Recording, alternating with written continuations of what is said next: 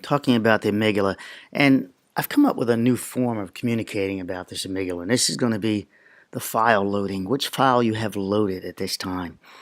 So right now I'm talking to you with my conscious mind and my ability to think and rationalize and things like that. So this is not my amygdala, but my amygdala is learning from this conversation that it's having, that I'm having. All right, so now let's talk about two dogs fighting. So dogs are fighting, right? And so they load the death file, basically, fight to the death. They don't have a let's just play file. These dogs start fighting. I'm going to show you how the amygdala is capable of thinking, how it is capable of transitioning, if you will. So you're in the death file. You're fighting for your death. At no point are you, at maybe one point sometime, when you were trying to negotiate. Next, you're in the fight to the death as this animal. You can put yourself as a human also if you like. You know it's to the death, and so you start to fight to the death like the two dogs do. And then at one point you realize that you're dominant over the other person. Now, how did the file go from fighting to try to kill this other person, or a dog trying to kill the other person, kill the other dog? How did it go from? How come it didn't complete the task? Well, I'd have to say the amygdala has another file it can load on its own because it didn't. It has to realize a difference now. The file has to see that, okay, this has come to this end. We won't go past it. And so what it does is it brings the self-conscious up real fast. I mean, just, super fast, not quite sure how far this axion thing goes in neurons, but there's actually two more knowns now that are beyond just axions and neurons firing to get these answers going back and forth. It's a two-way street. So it's not one way as they thought. And in fact, they said a lot of schools are still teaching the wrong, just teaching axions and neurons. All right, I'm bouncing around a little bit, but this has a point. So back to the dogs fighting or humans, and at some point, someone's totally dominant. The other animal, in this case the dog, lays down. It realizes it cannot win. It's fighting towards death, but it just loaded the death file basically, and on the dog that's going to give in, his new file loads saying, "This is a no win for you. You're going to die." It loads the file that says, throw yourself at the mercy of the attacker now, because the attacker will finish you if you don't show mercy. If you don't show that that you're done and you want mercy, and of course in that you might die. But and on the dog, or on the winner of the human fight, it says the same thing. The person may stop fighting, lower their hands or something. The other attacker at that point might say, okay, I can clearly, might still throw a couple of punches or attack and then realize that the person's nothing and then shove them aside.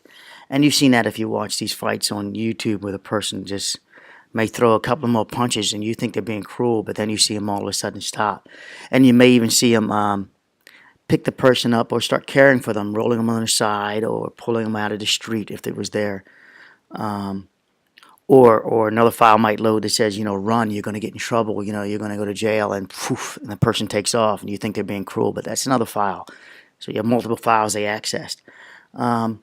So now, I'm saying this was programmed into us as children. Now we're going to watch this video here, and you're going to see this dog come aggressively, and the older dog is going to teach him, the bigger dog, mother, father, what do I know, is going to teach this dog submission, how it's going to roll on his back, and how she releases after the attack this thing does, and it's no good. Now, it's a baby attack, right? But nevertheless, this is how it's done. Watch, here we go. Oh, that dog. Oh, she came at him aggressively. Didn't know what to do next.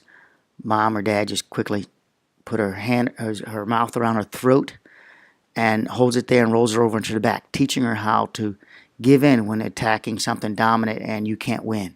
This is the amygdala of this dog learning, future protection of itself in case of death in a fight.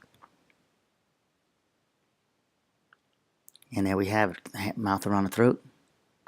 And the little one's calm and peaceful and waiting in submission. She gets to do that, and then that's that. So I didn't watch any more of this video, but perhaps they'll do it again. But yep, there it is again. Yep, so here's the submission training going on. This was actually, life training if you lose the fight. Oh, the dog went away, but nope, there we go. On the back, good. Good, to show you that. Not just, okay, you want to, nope, that one's not on his back again, see? So it's got to learn. On you, that's not the submissive, that's still in attack mode. So she's not trying to hurt it, or he's not trying to hurt it.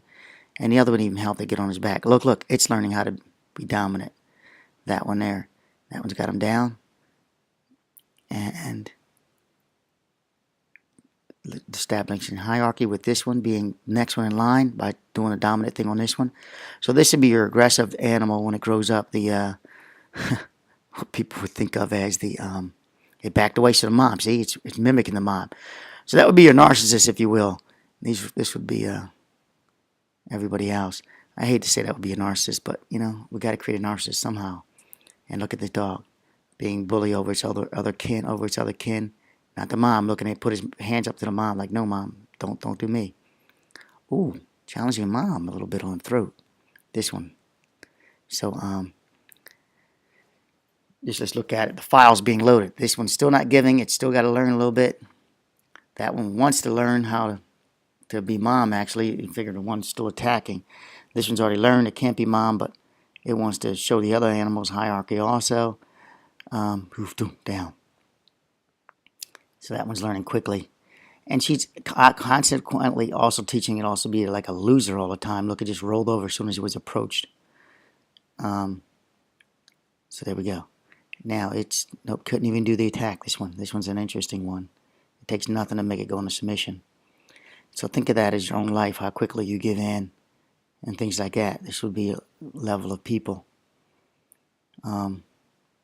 It's still wanting love, though, mind you. It's still coming to the mom, but the mom is only teaching it submission. Look at that, just like nothing, and rolls right into submission roll. And not doing anything with that one. It's more like wanting to protect that one from being abused. So, that's we project into animals, but nevertheless, it's clear what's going on to me as a files or different files. It'll snip back, but then you just beat it down. Okay, knock over on your back. All right, so that's the end of this programming. So these are the program files that are loaded. If you look at that and project yourself into there, which one are you? Think current day. Think with your mother. We're going to say the mother, current day, when she talks to you, if she's alive or when they were. How do you have to get along? Do you have to come with presence? Do you have to be submissive? Which one are you? Are you the one that sort of attacks back, but then nevertheless the mother puts you in submission anyway, and then you go away with anger and the other file loads about what happened here? All right, just thought I'd give you something profound to think about. I hope, and feel free to challenge me on this and add to it if you like. This is a growing process.